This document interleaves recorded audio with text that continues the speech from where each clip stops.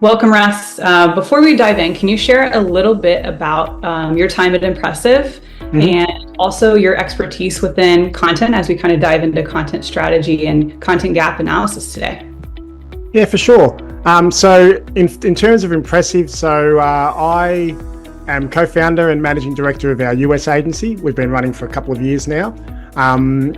The Australian agency is where we started in 2016. I joined on board in 2017 to head up the sales team and helped scale that agency quite quickly over a couple of years. We picked up some American clients and needed to put some faces and some brains over this side of the Pacific to be able to service these clients over here. We work mainly with retail, e-commerce businesses, and also multi-site location businesses as well. And then in terms of like content and copy, I mean, I've been in marketing in and around marketing for about 25 years. And my first foray was writing copy in hospitality, running marketing programs for a pub group. And then from there, I was a freelance copywriter, which I did for a number of years. So in terms of how I kind of cut my teeth in marketing and understanding how to cut through, how to communicate, that really was from my copywriting background. And it still shapes a lot of how I see everything from SEO to paid to email to everything that happens out there. I'm a big believer that the copy is the first thing that motivates people to click on that video or to click through, or it really is that key motivator. So that's kind of my foundational belief in copy as far as marketing goes. Yeah, I was kind of reading a little bit more about you, and it doesn't seem like you have a very linear marketing experience. You kind of have had all kinds of jobs, like even a DJ at one point. Yeah. But I feel like that probably helps you with the storytelling aspect of content and content marketing and how it relates to SEO. I know a lot of business owners these days are thinking about how they can evolve their content strategy in the changing market that we're in today. I think one thing that really sticks is these content gap analysis. Some business owners may not know what that is or know that they need it, but they know that they want to produce more content. Can you tell me a little bit about what is a content gap analysis and why are they so essential for finding a niche in the market today? Yeah, for sure. I guess the key to it is it's about being strategic with the content you're going to produce and actually being able to find an audience for it. So there needs to be an overlap of, where your skills lie, where your experience, where you do your best work, and an understanding within your current site and your service offering, are we communicating that really well?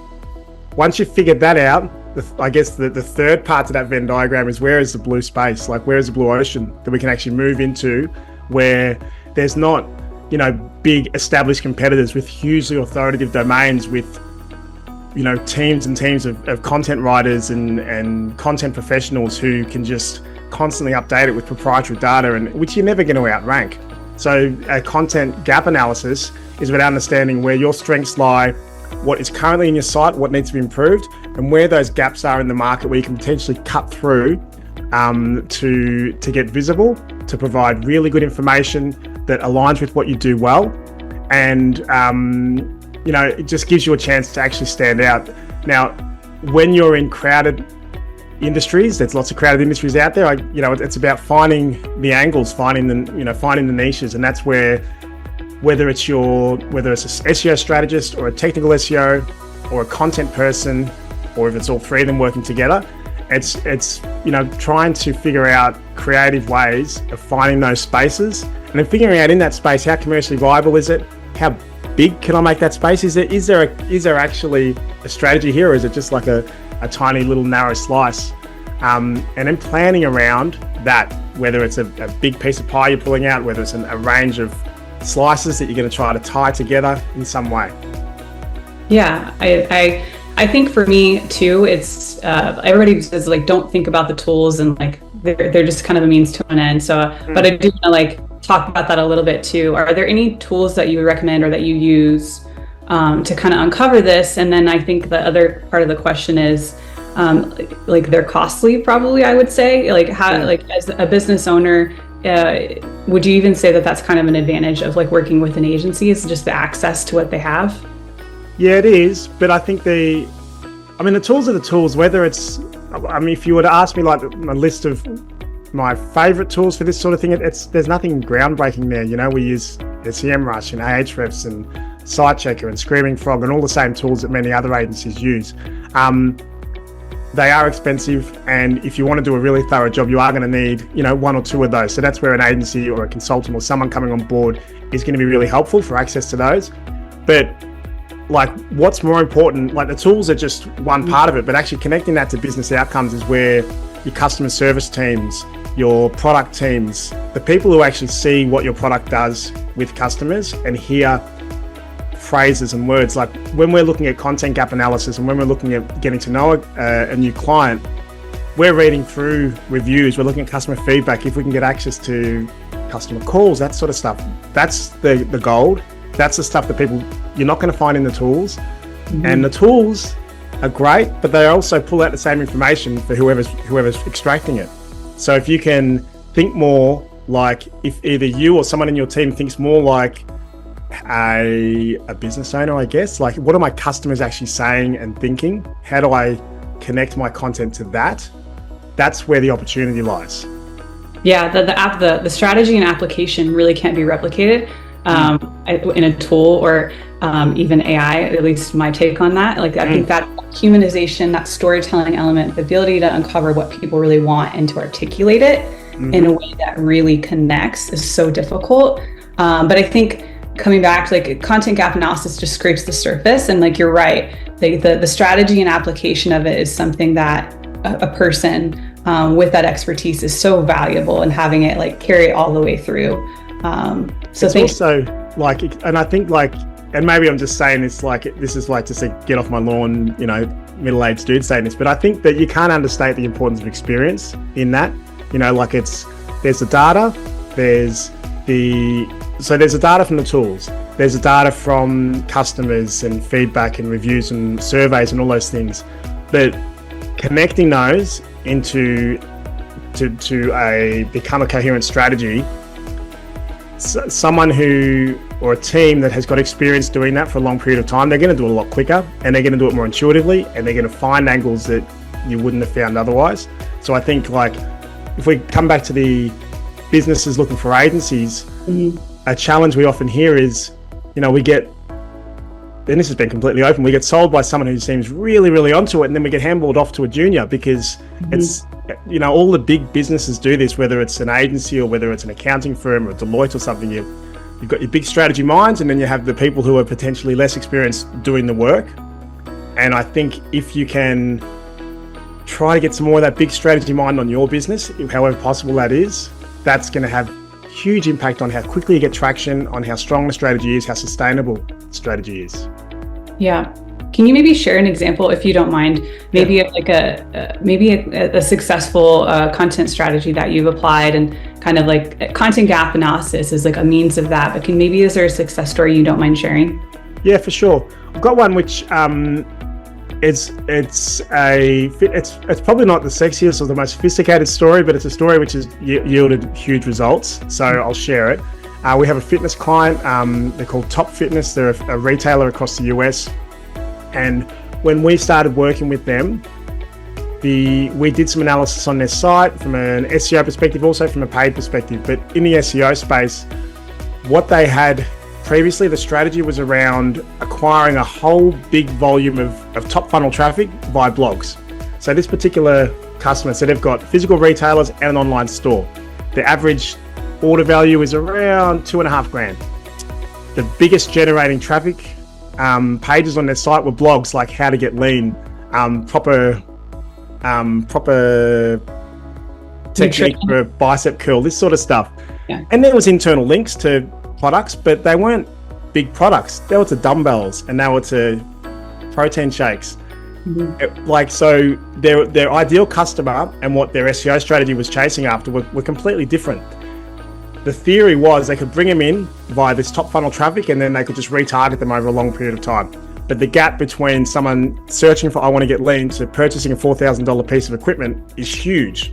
So identifying that, firstly, that gap of this is not an ideal way to find your customers, where is a better way? And we realized that through their collections pages, there was a whole heap of brands and there was a whole heap of different types of products that should have had their own collection pages. There was a lot of depth there that wasn't fleshed out in that mid-funnel.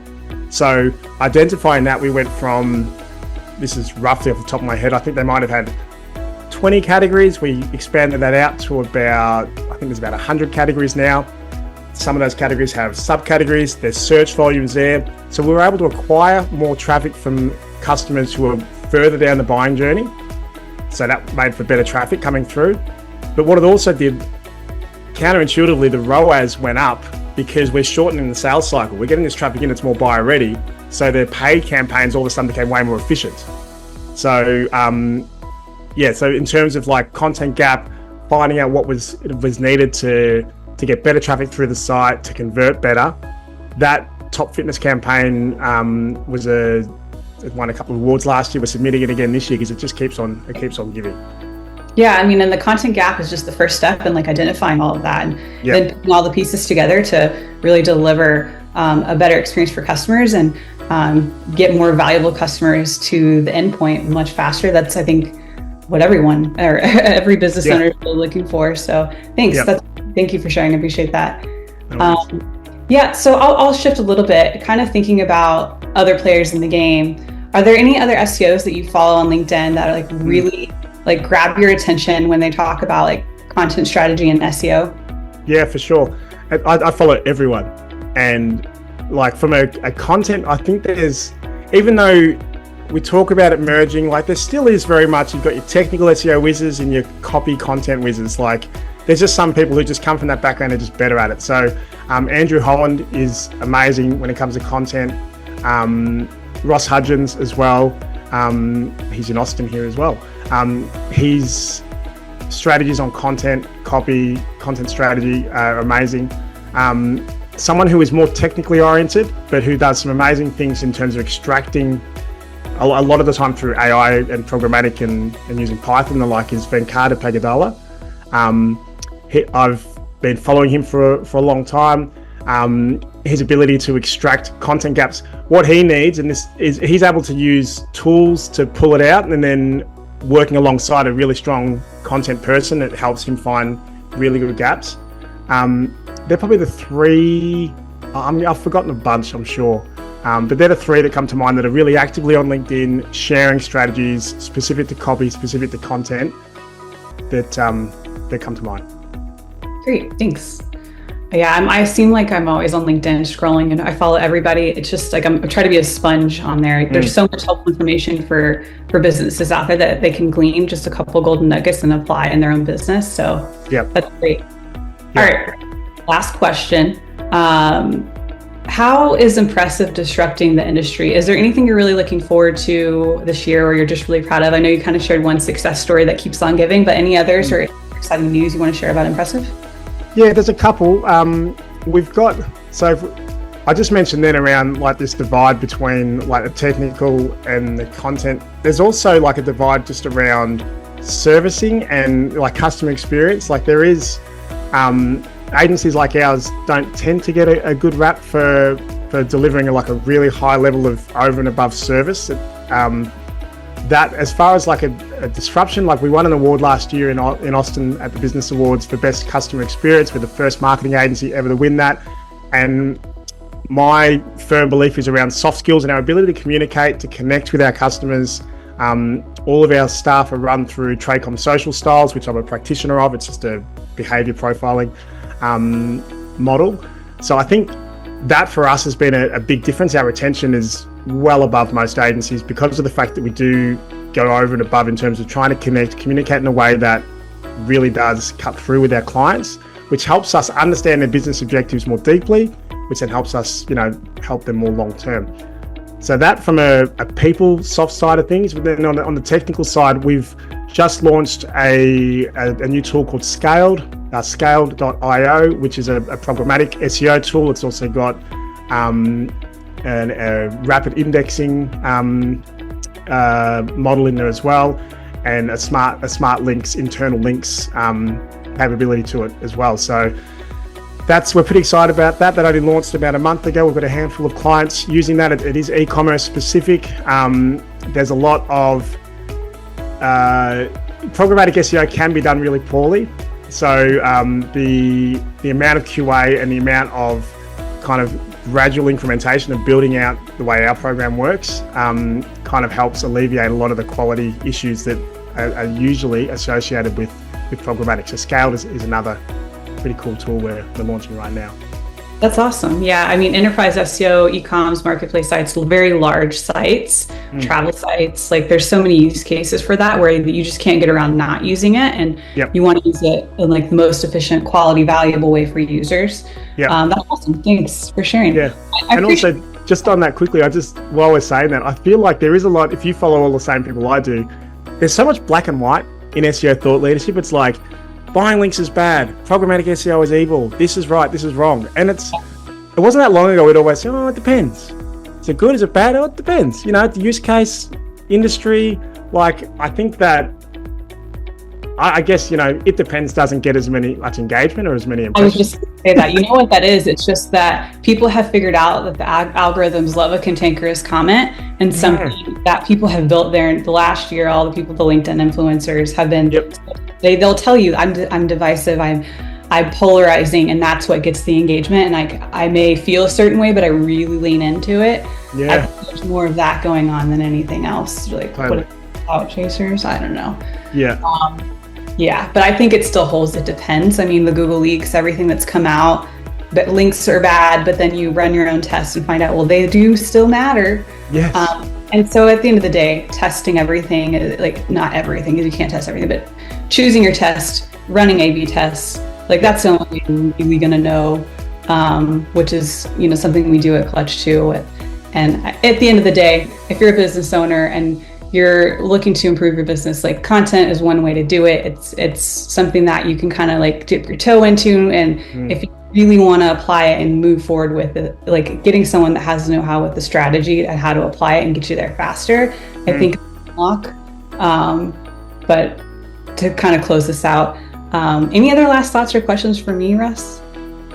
No, I appreciate being on the other side of this, because you've been on my podcast, which was fun. So no, I just appreciate being here.